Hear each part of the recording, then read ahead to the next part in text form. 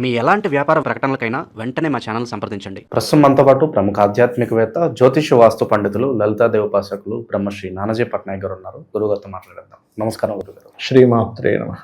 గురుగారు, మే నెలలో వృషభ రాశి వాళ్ళకి సంబంధించి హైలైట్స్ ఏంటి? ఈ నెల వీళ్ళకి ఎలాంటి అదృష్టాన్ని తీసుకురాబోతుంది? ఎటువంటి విషయాల్లో ఎక్కువగా జాగ్రత్తలు తీసుకుంటే ఈ నెల వీళ్ళకి కలిసి వస్తుంది అంటారు?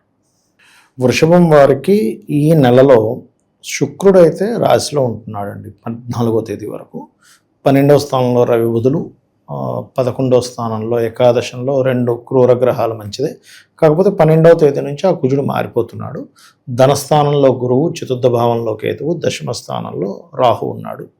ఇక ఈ శుక్రుడు, చంద్రుడు తులారాశి నుంచి 12 రాశులు తిరుగుతాడు ఈ యొక్క నెల మొత్తంలో చూసుకుంటే. మరి ఈ యొక్క గ్రహస్థితిని అనుసరించి వీరికి ఎలా ఉండబోతుంది, ఏ విషయాలు జాగ్రత్తగా ఉండాలనేటువంటి అంశాలు చెప్తుంది నేనైనప్పటికీ చెప్పిస్తుంది సాక్షాత్ లలిత అమ్మవారిగా భావిస్తూ, ప్రధానంగా ఇక్కడ ఎప్పుడైతే ఈ వృషభంలో శుక్రుడు ఉన్నాడో, ఈ శుక్రగ్రహం ఏదైతే ఉందో ఖచ్చితంగా ఇది కొంత కంఫర్ట్ని క్రియేట్ చేస్తుంది. శుక్రుడు తన ఓన్ హౌస్లో ఉన్నాడు కదా, గతంలో ఉన్న డిస్టర్బెన్సెస్ నుంచి కొంత రిలీఫ్ని ఇస్తుంది శుక్రుడు. ఎప్పటి వరకు? 14వ తేదీ వరకు. మరి 14వ తేదీ తర్వాత నుంచి వెళ్ళి ధనస్థానంలో గురువుతో వెళ్ళి చేరుతుంది. మనకి గ్రహాల్లో ధనాన్ని ఇచ్చే గ్రహాల్లో శుక్రుడు గురువు ఇద్దరు కూడా ధనాన్ని ఇచ్చే గ్రహాలు.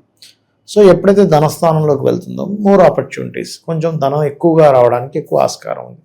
ఎప్పుడు కూడా గ్రహస్థితి మనకు అనుకూలిస్తుంది అన్నప్పుడు ఆ వైపు మనం కనుక ప్రయత్నం చేసినట్లయితే దాని మూలంగా ధనయోగం కూడా కొంత పెరుగుతుంది. అంటే గోచారం అనుకూలిస్తుందని. కాబట్టి మీరు చేసిన ఆఫీస్లో ఇప్పుడు ఎప్పటి నుంచో అనుకుంటుంటారు, అడగనా వద్దా జాతకం, బాసం అడగాల వద్దా, హైక్ చేయమని. ఒక్కొక్కసారి అడిగితే వెంటనే చేసేస్తారు కొంతమంది. ఎందుకు ఇప్పుడే అందరికీ తగ్గిపోతుంది, నీకు పెంచాలా, నువ్వేం చేస్తున్నావు అని ఇట్లాంటి డైలాగ్స్ రావచ్చు మన టైం బాగోపోతే. సో 14వ తేదీ తర్వాత వీళ్ళు తీసుకునే స్టెప్ ఏదైతే ఆఫీస్లో కానీ ఏదైనా కానీ కొంత హైక్ రావడానికి ఆస్కారం ఉంటుంది చెప్పాలంటే.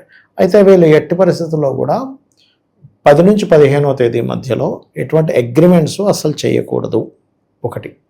ఇక మరొక విషయం ఏంటంటే అన్నదమ్ములతో మాట్లాడడం, అగ్రిమెంట్స్ చేయడము, అన్నదమ్ముల మధ్య వచ్చే చిన్న మనస్పర్ధలు ఇలాంటివి కొంచెం ఉంటాయి. అంటే మనం ఏదో మాట్లాడుతుంది ఇంకో రాంగ్ వైపు వెళ్ళడం లాంటివి ఉంటాయి 10 నుంచి 15వ తేదీ వరకు. ఇది జాగ్రత్తగా ఉండాలి. ఇక ఆస్తుల స్థానం, ప్రాపర్టీ అనుకోండి, ఎడ్యుకేషన్ అనుకోండి, ఈ స్థానంలో కేతు ఉన్నాడు కాబట్టి మంగళవారము, ఆదివారము వీలైనంత మట్టుకు ఏదైనా కొత్త కోర్స్ తీసుకునే విషయంలో అనుకోండి, లేకపోతే ఏదైనా కొత్త ప్రాపర్టీ కొనుగోలు చేసే విషయం అనుకోండి, ప్రాపర్టీ డీల్ గురించి ఏదైనా మాట్లాడుకోవడం అనుకోండి, ఇటువంటివి అవాయిడ్ చేయడమే మంచిది చెప్పాలంటే. అయితే ఇక వీళ్ళకి కొంచెం రుణం కోసం చేసే ప్రయత్నం లభిస్తుంది చెప్పాలంటే కొంతవరకు. ఎందుకంటే లగ్నంలో శుక్రుడు ఉన్నాడుగా మొదటి 2 వారాలు కూడా. అండ్ అలాగే సంతానం కోసం చేసే ప్రయత్నం కూడా చూసుకున్నట్లయితే వీరికి సెకండ్ హాఫ్లో అంటే ఈ మే మాసంలో 3-4 వారాలు ఎక్కువ ప్రభావం చూపిస్తూ ఉంటుంది. అయితే లాభస్థానంలో 2 క్రూర గ్రహాలు ఉండడం అన్ని రకాల లాభమే, అందులో ఎటువంటి సందేహం లేదు.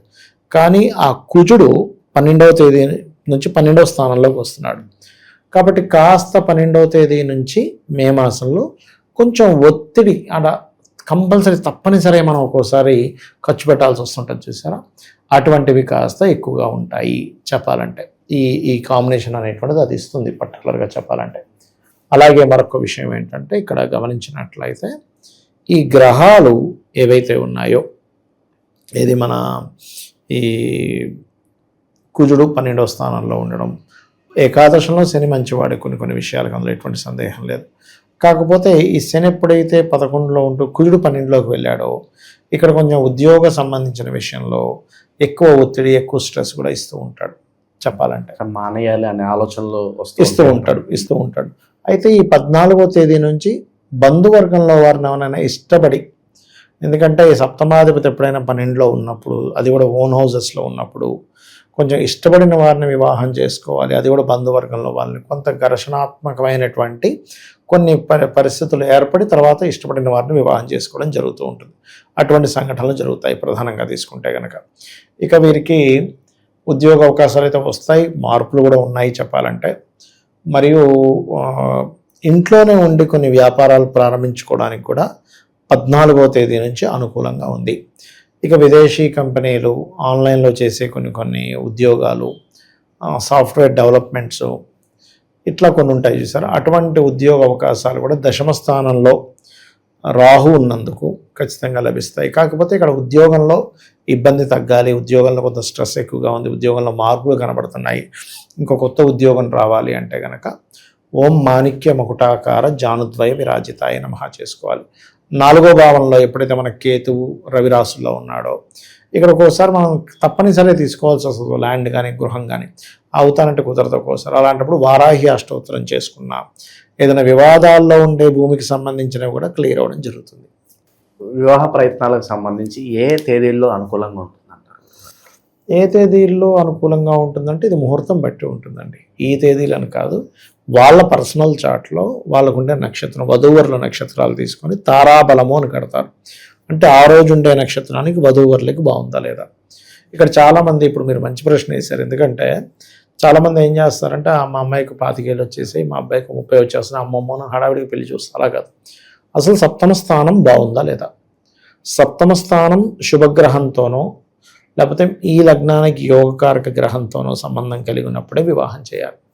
అలా చూసుకోకుండా ఏదో వయసు వచ్చేసింది చేసేస్తే అక్కడ ఏ పాపగ్రహం అయితే ఆక్యుపై చేసిందో, అది మహాదశ అంతర్దశల్లో గోచారంలో ఏ పాపగ్రహం అయితే అక్కడ వచ్చిందో దానివల్ల అటువంటి సిచ్యువేషన్స్, అటువంటి కండిషన్స్ అటువంటివి ఫేస్ చేస్తారు వీళ్ళు. కాబట్టి ముహూర్తాలు కొన్ని ముహూర్తాలు తక్కువే ఉన్నాయి. కాకపోతే వాళ్ళ నక్షత్రాలను బట్టి, తారాబలాన్ని బట్టి ముహూర్త నిర్ణయం పంచగ్రహితం చేసి చేయాలి. అది ప్రస్తుత కాలంలో ఎలాంటి విషయాల్లోకి వెళ్తే వీళ్ళకి ఎక్కువగా నష్టం జరుగుతుందంటారు?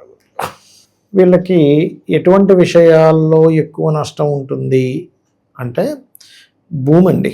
భూమికి సంబంధించిన విషయంలోని ఏదో ఆవేశంలో ఖర్చు పెట్టేయడం వల్ల 14వ తేదీ నుంచి కుజుడు మారుతున్నాడు అని చెప్పుకున్నాం కదా, కొద్దిగా లగ్జరీగా ఉండాలి అనే దాంతో కొంచెం అటువంటి వాటి వల్ల, లేకపోతే గృహము, వాహనము, ఏదైనా ఒక ఫ్యాక్టరీ తీసుకోవడము, లేకపోతే ఒక సంస్థ నిర్మిద్దాం అనుకునే దాంట్లో ఒక్కొక్కసారి రాంగ్ డెసిషన్స్ అవుతూ ఉంటాయి.